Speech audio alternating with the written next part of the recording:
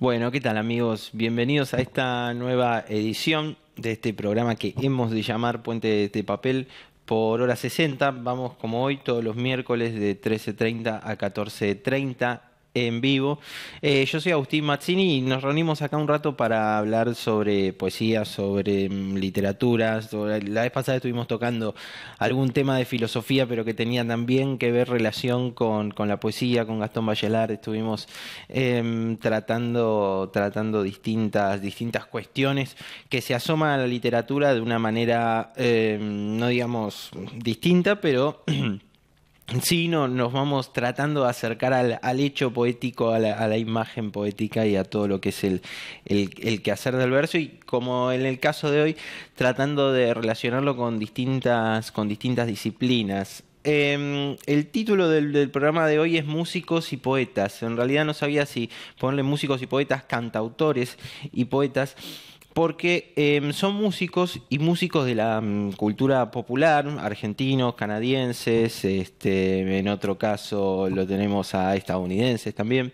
que se han acercado a este terreno de la poesía, y no solamente dentro de sus letras, como hemos ya hablado alguna vez de Bob Dylan, como hemos hablado alguna vez de Carole King, como hablamos de esos personajes de la contracultura de los años 60. Estos no son todos de ese mismo periodo, son de distintas latitudes, también tienen a distintos referentes, y en el caso que tienen referentes parecidos, se acercan a cada uno de otra manera y lo van adaptando o lo van leyendo y lo van interpretando desde su época, desde su momento y desde su quehacer como, bueno, como músicos y como artistas. En este caso estamos hablando de Jim Morrison. Como decía, en un primer lugar estamos hablando de Leonard Cohen. También es un cantautor canadiense. Muchos lo relacionan, se relaciona mucho con Bob Dylan. Bob Dylan dijo aquella frase, que si no fuera Bob Dylan quisiera ser Leonard Cohen. Así que hay alguna manera de emparentarlo con Dylan. Sin embargo, es distinto. Ya vamos a estar hablando específicamente de Leonard Cohen. Pero tiene más que ver con la poesía en algún punto, porque él empieza como poeta en su Montreal natal. Así que es como que de alguna forma primero descubre la poesía y después empieza a ser cantautor. Y por último, era sobre este señor, sobre este video que estábamos viendo recién, El himno de mi corazón, que nos toca más de cerca por ser argentino, por tener que ver con nuestra cultura, con esa contracultura. Nosotros de alguna manera vivimos la contracultura de los 60, la vivimos de alguna manera en los 80 o a fines de los 80, ¿no? Todo muy, muy argentinizado, muy de acá.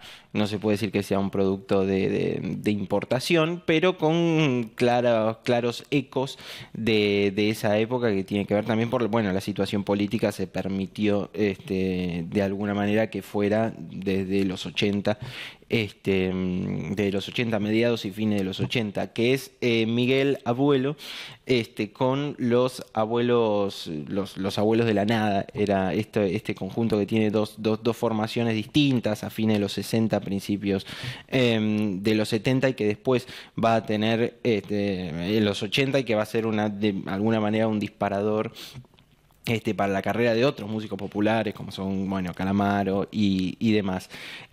Pero lo que se destacan, estos personajes que tienen de alguna forma mucho y poco en común, ¿no? Porque Morrison muere a principios de los 70, después Miguel Abuelo muere a fines de los 80, Leonard Cohen era el más viejo de los dos en tiempo de nacimiento, y murió hace poquito. Pero de lo que vamos a hablar es de su obra y de su relación con la poesía. Los tres escriben libros de poesía. En ese sentido, hasta Jim Morrison, cuando es el apogeo de su carrera, él se prefiere dedicarse o prefiere retirarse a escribir poesía. Un tipo sumamente influido por las letras, sumamente preocupado por las letras y por otro tipo de arte que ya vamos a ver.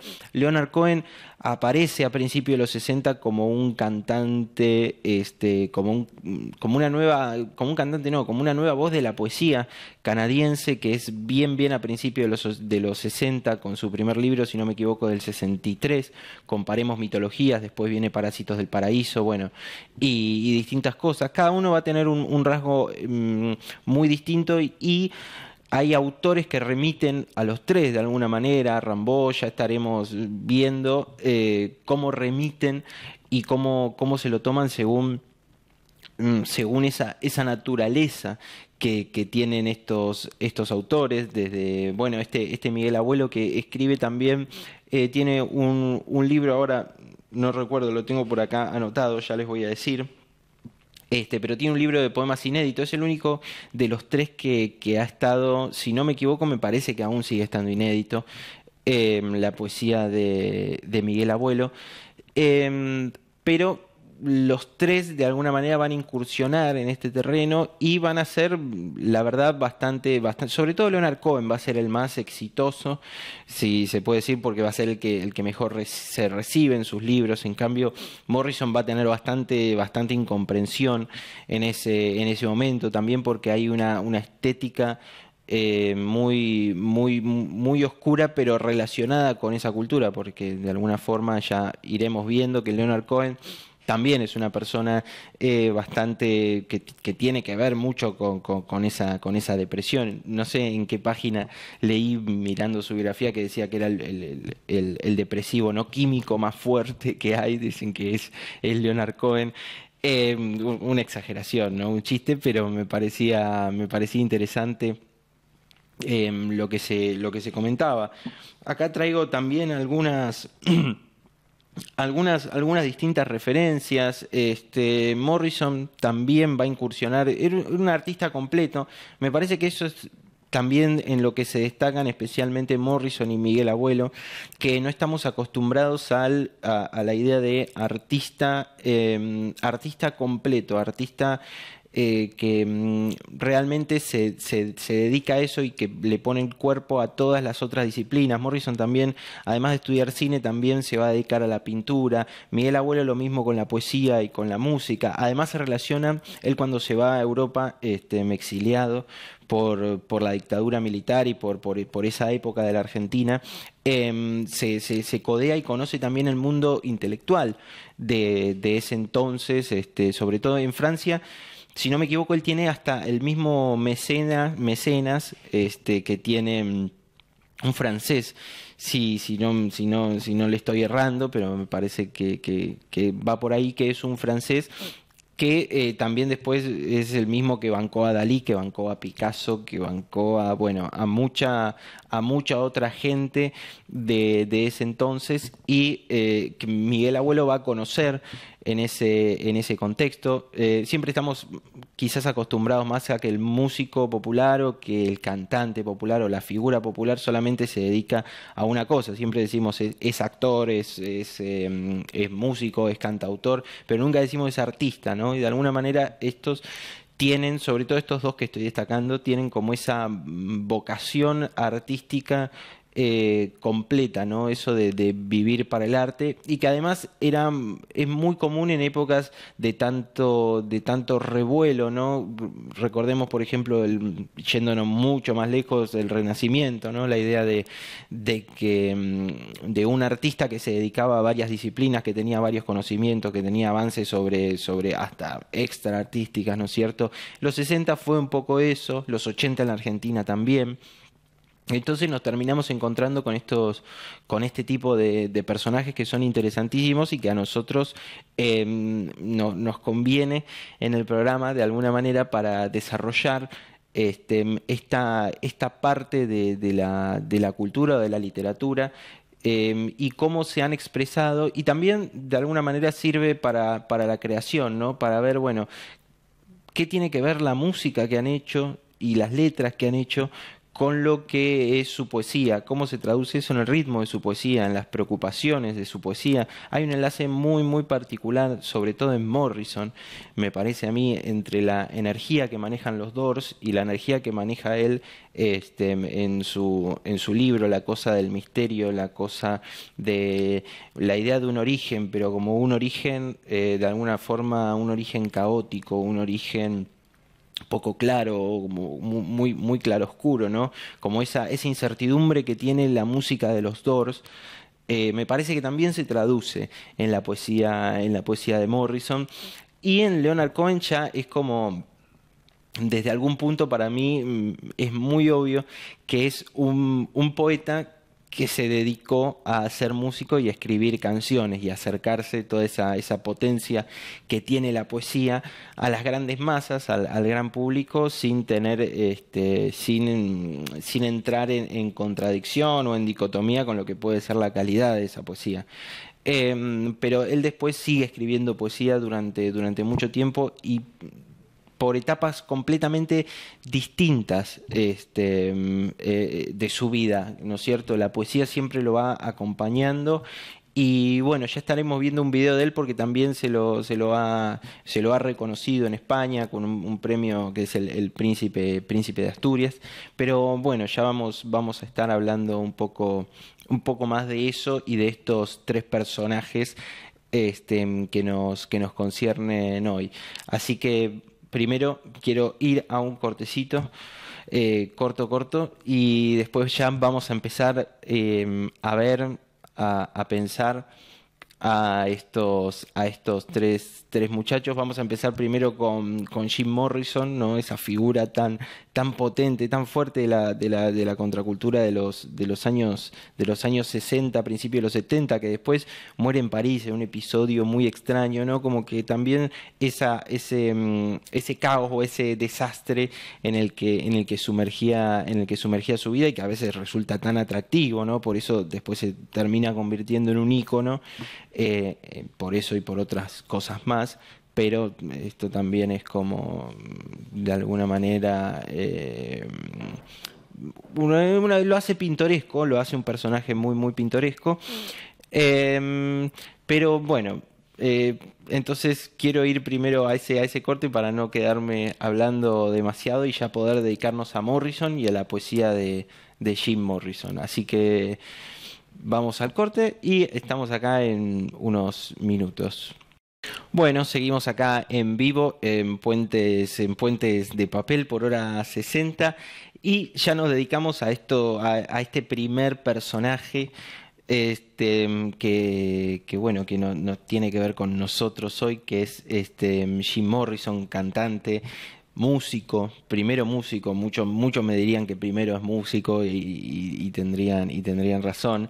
Pero bueno, como siempre digo, no quiero empezar con la biografía de Morrison. Hay una película muy interesante que es sobre los Doors. No sé si es una buena o mala película, pero que es bastante ilustrativa de lo que es la vida de Morrison y sobre todo de cómo fue el ambiente, tanto interno de Morrison como externo, ¿no? Cómo lo rodeaba todo el ambiente de creación que lo rodeaba. Él tiene 3 libros de poesía que los escribe cuando se dedica. Muchos dicen que él se retira, después se va a vivir a Francia, y que se retira de la música en el momento más exitoso de su carrera. Se va a vivir con su novia, con Pamela, que es como también es un personaje bastante conocido, y es la que, si no me equivoco, también trabaja y ordena un poco estas obras, pero él, bueno, se va a vivir a Francia. Y escribe 3 libros, que sería The Lords, o Los Señores, The New Creatures, Las Nuevas Criaturas, y An American Prayer, un orante americano, ¿no? En esta traducción que estoy haciendo. ¿Qué es lo que tiene Morrison de particular? Él, si no me equivoco, empieza pintando y después se dedica a estudiar cine. O sea, ya partimos de la base que estamos hablando de una persona con una relación muy estrecha con lo audiovisual, con una relación muy estrecha con la imagen, con el movimiento. Y de alguna manera también hay en la música después esto se traduce en esto, tiene muchas, su música y sus letras tienen muchas imágenes en movimiento, ¿no? Ahora, de esta pequeña lectura y esta reseña de Morrison, vamos a escuchar la canción esta que se llama Riders on the Storm, ¿no? El peso, ¿no? Del movimiento, ¿no? El tipo expresándose o diciendo toda esa oscuridad y todo ese peso emocional, que por ejemplo tienen canciones como The End, que es curioso, armando este programa estaba leyendo un poquito, y él estudia cine en la misma generación que estudia Francis Ford Coppola. Bueno, El Padrino, La Conversación, bueno, obras magnas impresionantes. Y después Morrison termina haciendo, mejor dicho, Coppola termina tomando la música de Morrison para su película Apocalipsis Now. Entonces es como que a pesar de la muerte de él, que es más temprana que la película que se estrena, esa película que recomiendo totalmente, como esa generación y esos tiempos han marcado tanto como para que después ese enlace entre autores siga existiendo y ese enlace interdisciplinario también siga existiendo. Entonces, como decía, su primer acercamiento al fenómeno poético, que es en ese sentido trasciende a la poesía, porque también habla de la imagen, también habla del cine, como lo vimos la vez pasada, es desde ese lugar de la pintura, desde ese lugar del cine. Y después van a empezar, ya en su adolescencia, él empieza a escribir con más frecuencia, y los autores que empieza a revisar en ese momento son, como vimos en algún programa, lo mencionamos, sobre todo William Blake, ese romántico inglés, ¿no? que tiene como todo ese peso que después va a tomar la contracultura, pero que también lo va a tomar ideológicamente, o va a tomar algunas cosas ideológicas de Blake, pero también su estética, entonces termina influyendo en Dylan y bueno, en muchas cosas. Hay un programa sobre eso para el que lo quiere ver, pero además decían que sus grandes influencias van a ser Kerouac y Ginsberg, que son los poetas que introducen, después si quieren buscarlo, ese gran poema y muy conocido y extenso poema de Allen Ginsberg, Aullido, que es como, de alguna manera, el hito de la generación beat, que bueno, es esa generación beat que irrumpe dentro de la literatura. William Burroughs en novela, para el que le guste novela, con ese novelón que se llama Yonki.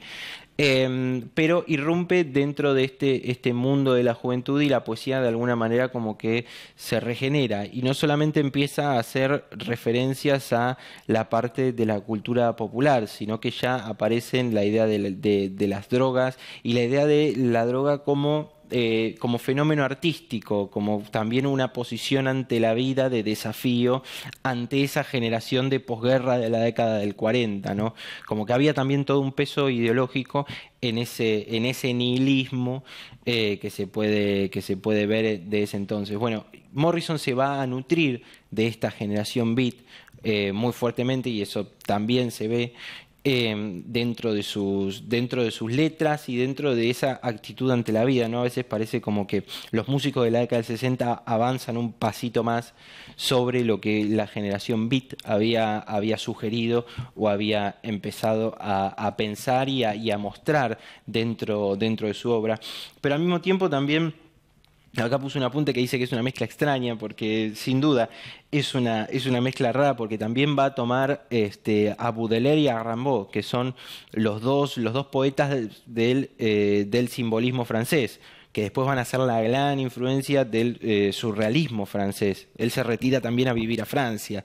Entonces es como que tiene esa mezcla medio surrealista, cosas muy propias de su generación, como es el tema de las drogas, el tema de la meditación, La idea, yo no sé si él practicó meditación como sí lo hicieron, por ejemplo, los Beatles, que directamente ya se fueron a India. No sé si él la practicó a ese nivel, pero sí la idea de meditación, de introspección, está muy presente dentro de la obra de Morrison.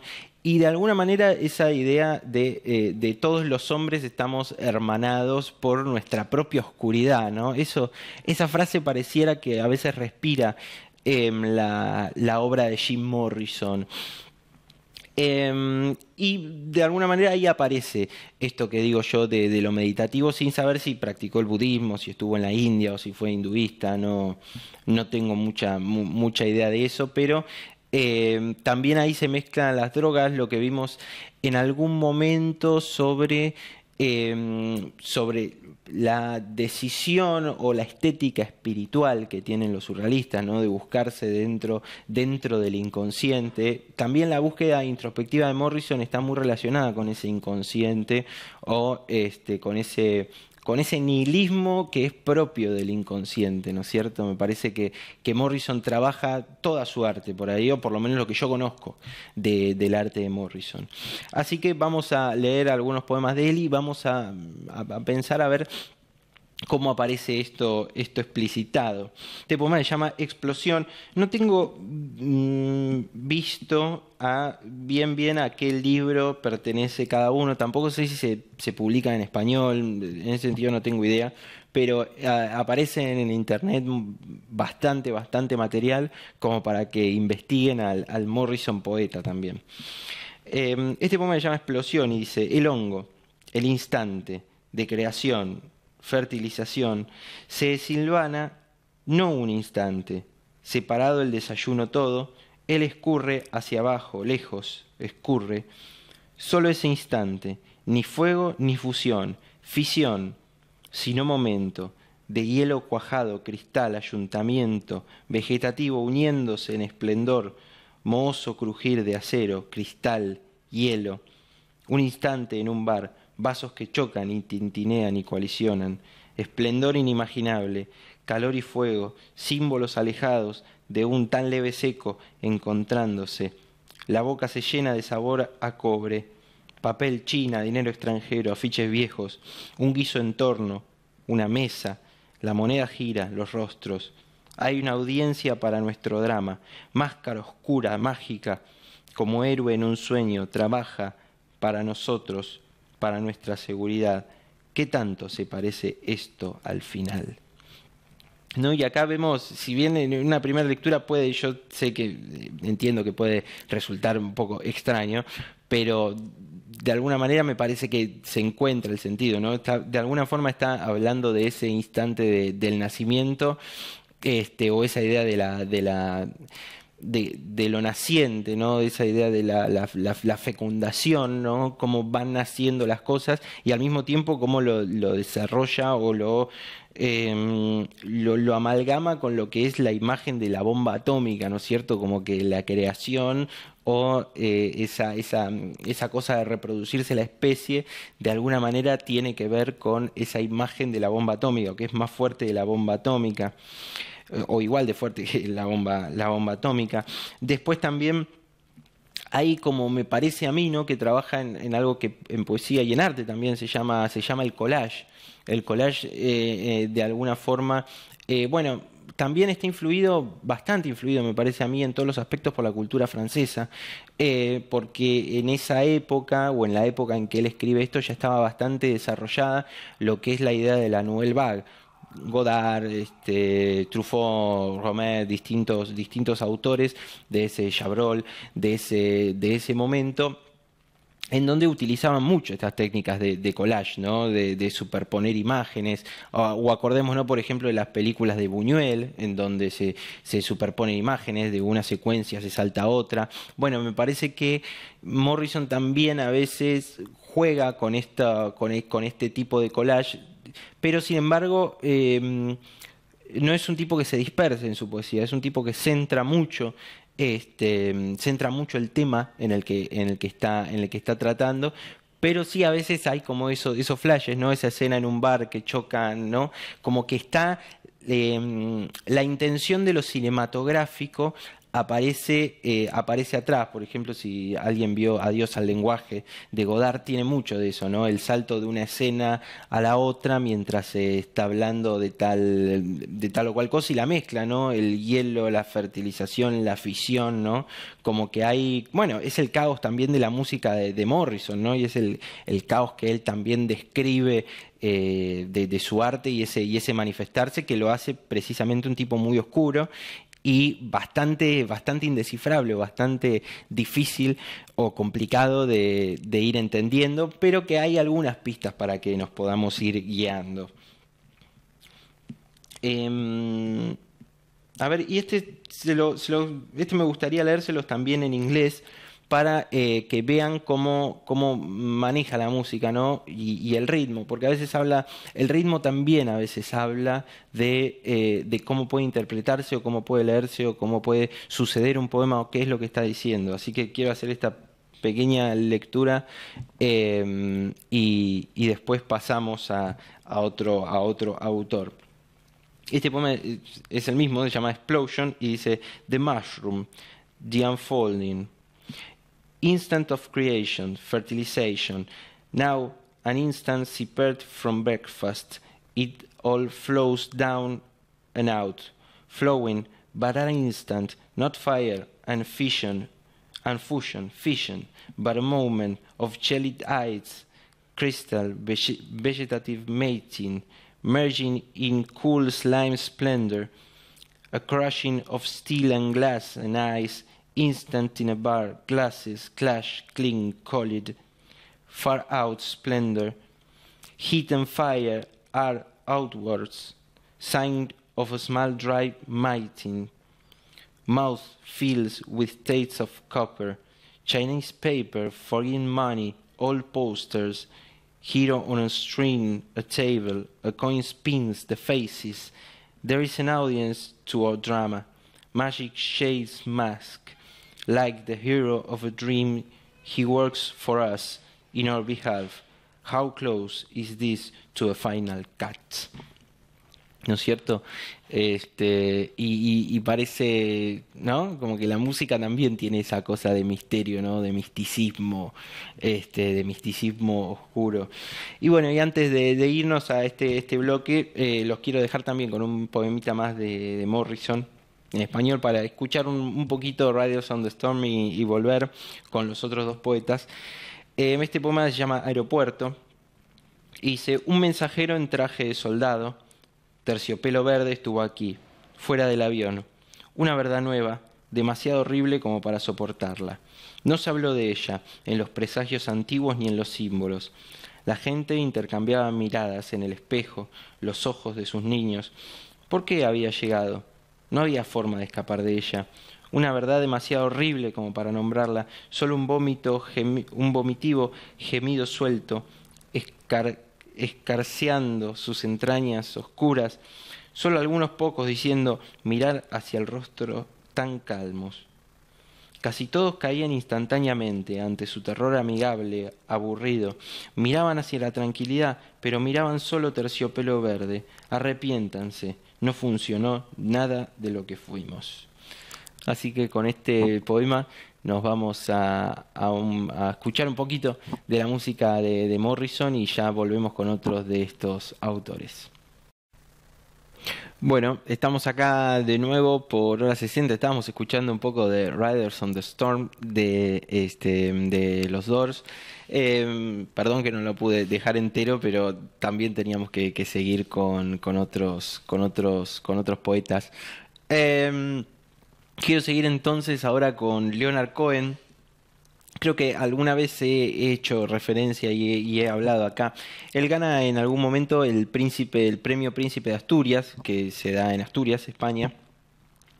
Y que también, como siempre salen cuando se les dan galardones literarios a los músicos, siempre saltan a decir que no, que está mal, no sé qué, pero que también no se puede olvidar que Cohen tiene una gran relación con lo que es el idioma español y con lo que es especialmente España. Sobre todo él ahora, después de este bloque, lo vamos a mostrar cuando ese discurso de recepción del Príncipe de Asturias, unos fragmentitos. em, en donde él, bueno, cuenta cuál es su relación con España. No, no me voy a poner a contar toda su biografía, toda su vida, pero él se acerca por Lorca a la poesía al punto de que se vuelve tan fanático que una de sus hijas se llama Lorca.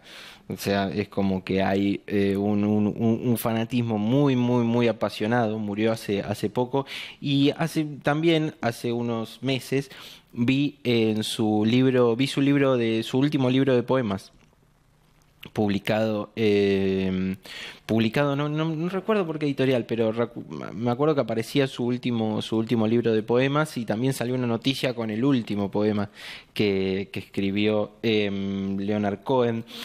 Después, libro de poesía, él es curioso porque empieza escribiendo poesía, empieza a hacer música, pero aún después de eso sigue escribiendo libros de poemas y lo va a seguir haciendo durante toda su vida. Algunos ya de esos títulos en los 70, cuando era Leonard Cohen, hay un libro muy lindo que es Memorias de un mujeriego, que es fantástico. Su mayoría son poemas en prosa, pero es increíble cómo en ese libro se mezcla de alguna manera toda una tradición coloquial inglesa, bastante coloquial, con imágenes muy propias del surrealismo, muy propias de Lorca.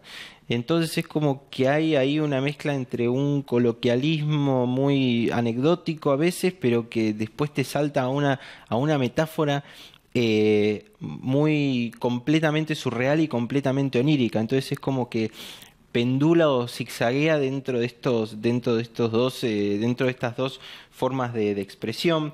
También dentro de su poesía, como en su música, me parece que es el que más está asociado con su poesía y su música. Me parece que son las que, de estos tres autores, me parece que son las que están más juntas. También hay mucha referencia bíblica, mucha referencia al judaísmo, son hechos constitutivos de su poesía y de su identidad en sí. Y aparecen todas esas referencias, pero también hay una mezcla de paisajes. Él en una canción que no recuerdo cuál es, suya, también mezcla esta idea de la cultura popular o lugares de la cultura popular con lugares mitológicos o bíblicos. Esto lo hace todo el tiempo. En una de esas letras dice, le habla a una chica y dice, bajabas desde el Gólgota hasta la playa Malibú. O sea, ¿no? Malibú también es una de las playas más, si no me equivoco, es la costa oeste de Estados Unidos, en California. Es una de las playas más conocidas de esa parte, Las Vegas, California. Y el monte Gólgota es donde crucifican a Jesucristo. Entonces es como que todo el tiempo pivotea entre estas referencias y a veces cuenta anécdotas suyas muy coloquiales, pero que después tienen este tipo de giros que le estaba diciendo. Es una poesía muy, muy, muy interesante y que ha influido. Leonard Cohen ha influido infinidad de creadores, ya que estamos hablando de Miguel Abuelo y de esa época. Todos o algunos, la gran mayoría de los que le interese el rock, conocerán ese disco de Sumo, de Luca Prodan, que se llama Beautiful Losers. Que se llama Hermosos Perdedores. Ese título es una adaptación o una traducción de una novela de Leonard Cohen, terrible, una novela bastante experimental y bastante trágica en su contenido y con un peso muy, muy denso, con una energía bastante fuerte, que se llama Beautiful Losers, que es Hermosos Perdedores, ¿no? De alguna manera, y bueno, cuenta la historia de dos amigos, enamorados de un personaje mitológico, que es como una chica india perteneciente a uno de los pueblos originario de Canadá. Bueno, una cosa bastante rebuscada, pero... Pero bueno, para que veamos ese grado de influencia, ¿no? Que todo lo que tiene que ver con música inglesa, Luca Prodan también se cría, digamos, en Inglaterra de los años 60, 70, entonces es como que está muy en contacto con esa época y después, bueno, a ese punto. Y es más, y algunas letras de Luca Prodan solista, presumo, que escribe cuando está en la cárcel, en Italia, si no me equivoco, está en la cárcel, también tiene gran influencia de Leonard Cohen. Ya lo vamos a ver. Así que, pero primero quiero leer algunos poemas de Leonard Cohen. Este se llama Esperando a Marianne. Marianne también hay distintos personajes muy emblemáticos en su obra que son Susan, Marianne, y bueno, y se van repitiendo en sus canciones, en su poesía. Y este poema dice, Waiting for Marianne se llama, Esperando a Marianne. He perdido un teléfono que olía a ti. Vivo junto a la radio, todas las emisoras a la vez, pero capto una nana polaca, la capto entre la estática, se desvanece, yo espero, mantengo el ritmo, viene de vuelta, casi dormida. ¿Acaso tomaste el teléfono sabiendo que yo lo olfatearía inmoderadamente, tal vez hasta que calentaría el plástico para recoger hasta la última migaja de tu respiración? Y si no piensas volver, ¿cómo ibas a telefonear para decirme que no piensas volver? Para así por lo menos poder discutir contigo. Este poema se llama Hydra, Hydra 1963, y dice, esta es una isla griega donde él vive una vez que se va de Canadá cuando muere su padre. Dice, el pedregoso sendero se enroscaba en torno a mí, atándome a la noche. Un bote husmeaba el borde del mar, bajo una luz siseante. Algo suave envolvió una red y sangró en torno a una lanza. La Roma muerte, el chorro de cúmulos. Te hablé a ti, pensé que estaba cerca. ¿O era acaso la noche tan oscura que algo murió solo? Un hombre con la espada brillante golpeaba la comida contra una piedra. ¿No? Es la imagen de que están pescando, pero de alguna manera como esta idea anecdótica después se termina, a mí me llama la atención, ¿no? Cómo se termina volviendo esa imagen, ¿no? Un bote husmeaba al borde del mar, ¿no? Como un perro husmeando, ¿no es cierto? Pero, o sea, la imagen del bote moviéndose de esa manera. Y este último poema, para ya pasar al próximo bloque y irnos con parte de ese discurso de recepción de Leonard Cohen, del Príncipe de Asturias, dice, 3 buenas noches. De alguna parte simple de mí mismo, que no consigo agotar, tomé una bendición para las flores, que se crispaban en la noche, como puños celosos de amor, como nudos, que nadie puede deshacer sin destruirlos. La nueva mañana me arropó, en una bruma azul, como el polvo bajo un traje de boda. Después seguía el día, como una nube de pesadas ovejas, detrás del Judas, ascendiendo por una rampa rodeada de sangre, hasta el terror de cada edificio negro. 10 años, viajes sellados, sueños no ganados, risas que intentaban tentarme hacia la senectud, vertidas por amigos, estrellas, carne desconocida, mulas, mar. Instantáneo conocimiento de cuerpos materiales y espíritu, que aprendido lentamente hubiera hecho sonreír a la muerte. Historias convirtiéndose en teorías, que tan solo rogaban el ser expuestas una y otra vez, muchacha flotando sobre los capullos de mi boca, con un musculoso beso triangular, de boca ordinaria a boca secreta. No obstante, mi homenaje a ustedes, pegajosas flores, rabinos verdes y rojos sirviendo al sol como bandejas, al final me ofrecisteis el dogma que me enseñasteis a desdeñar, y yo, como buen alumno, lo desdeñé. Caí bajo las diagramadas piedras. A ver, se me perdió.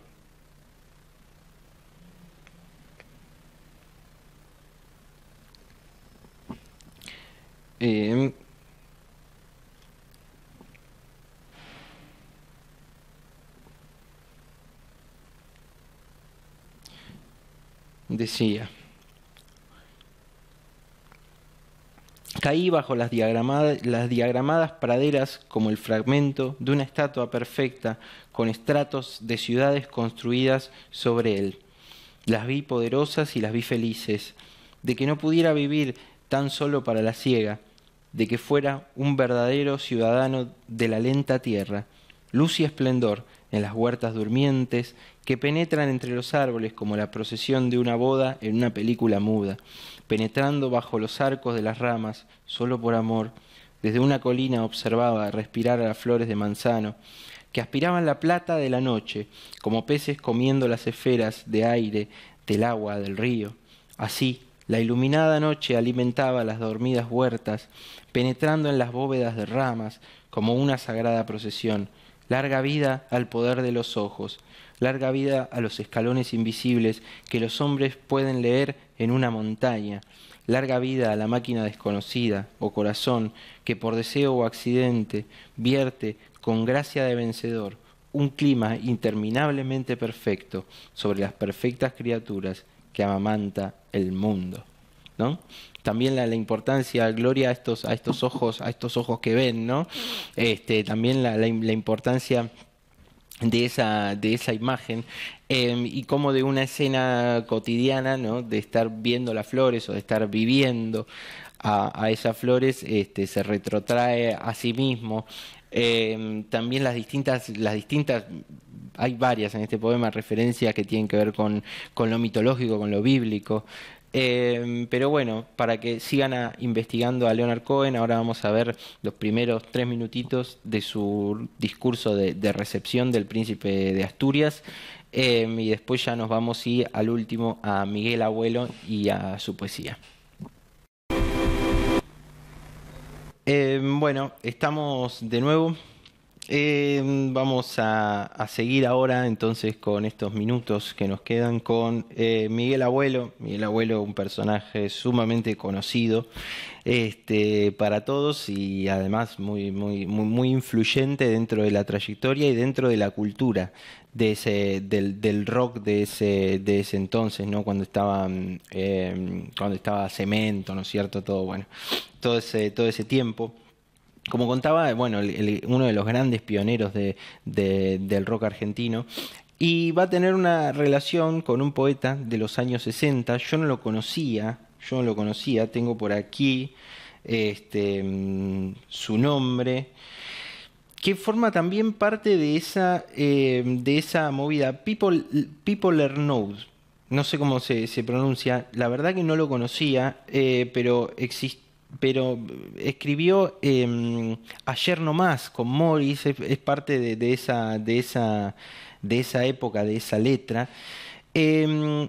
Y bueno, yo no sabía que había tenido tanta relación con él, que es este poeta al que le sugiere la formación de Los Abuelos de la Nada. Los Abuelos de la Nada está tomada la expresión de una novela de Marechal, algo que yo tampoco sabía de Leopoldo Marechal, que es, bueno, aquel que escribió Adán Buenos Aires y además enorme poeta, terriblemente influyente dentro de toda la literatura y dentro de toda la poesía argentina. Ya estaremos alguna vez hablando más en detalle del Leopoldo Marechal, pero hasta el nombre, ¿no? Viene de esa literatura, de esa influencia literaria que tiene Miguel Abuelo.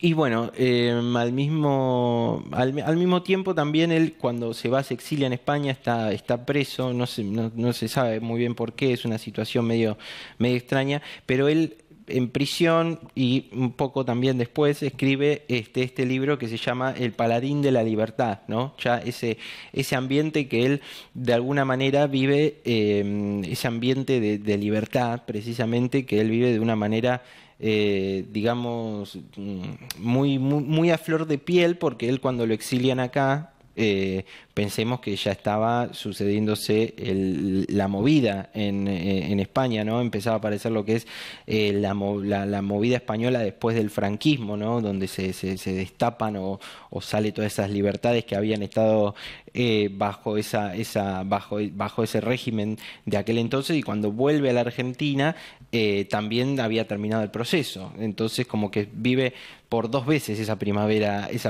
democrática. Y bueno, para leer algunos poemas de él. Este poema me parece muy bueno. Se llama La fuga. Y dice: se fueron. Nadie los vio. Algunos sospecharon desde siempre. En fin, no estaban. Se escaparon, amparados por la noche y una mano que desde afuera vigilaba. 7 fueron, los disfrazados de ingenuos. Uno dijo: soy el 7 máscaras y necesito la suerte. Otro dijo: os invito al gozo y la emoción libre. Otro dijo: llevará esta operación. Otro dijo: ahí van mis zapatos, para quien deba continuar ese camino. Otro dijo: la libertad es lo único que vale. Y el otro reía y aplaudía. Se fueron. hicieron un agujero en el techo.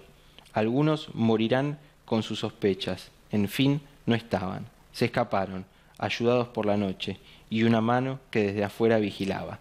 Esto lo escribe en la cárcel de Ibiza, cuando está preso. De alguna manera cuenta o delata lo que me han contado la gente que vivió en esos 80, que se empezaban a juntar personas que entre sí no tenían nada que ver, pero que los unía solamente esa energía fuerte, esa energía vital de la libertad, de compartir, de reunirse con gente, músicos. Entonces de repente en una mesa aparecían a las 4 o 5 de la mañana, me ha contado gente que estaba en esa movida, aparecía un cirujano, un músico, un poeta, gente de distintas ramas que se unía. Me parece que acá está un poco eso, ¿no? Soy el Siete Máscara, otro los invito a esto, usted va a llevar esa operación, ¿no? Ahí van mis zapatos para quien deba encontrar ese camino, ¿no? También esas charlas y esas cuestiones que revuelven digamos, en esa época, ¿no? Que sucedían en esa época. Otro poema de él dice, se llama Chau, y dice: yo sigo fiel a mis pasos, que van tras mi necesidad. Puede que al girar mi cabeza 4 veces ya no te encuentre, pues quede este momento como constancia de que por vos estuve buscando. ¿No? Como que también hay una sencillez y una una simpleza linda, y también un halo de misterio, pero un misterio completamente distinto al de Morrison, ¿no? Si nos ponemos a pensar, porque hay como más ternura, más como un encuentro con el otro, ¿no? No es tan introspectivo, que también tiene que ver con las épocas, ¿no? La época de la introspección de Morrison, de la autocontemplación, de la meditación, y en cambio como también se ve la época de Miguel Abuelo acá, que es salir al encuentro del otro, ir a buscarlo al otro, ¿no? Y eso de alguna forma se termina también viendo en la poesía para marcar las diferencias que hubo entre un proceso y otro. Así que los invito a que sigan investigando sobre la parte de poesía, si musicalmente no conocen o no conocen a alguno, también búsquenlos. Son de mis preferidos, o de los que tengo también ahí arriba. Pero bueno, espero que les haya gustado y que les haya servido para tener un acercamiento distinto a estos músicos a través de su poesía, a través de sus versos, de su historia también. Y bueno, nos estamos viendo la semana que viene. Vamos todos los miércoles de 1:30 a 2:30, de 13:30 a 14:30, por este canal de contenidos audiovisuales que es Hora 60. Este programa es Puente de Papel. Nos buscan así en Facebook, @Puentes de Papel Hora 60. Yo soy Agustín Mazzini y espero que les haya gustado. Nos vemos la semana que viene.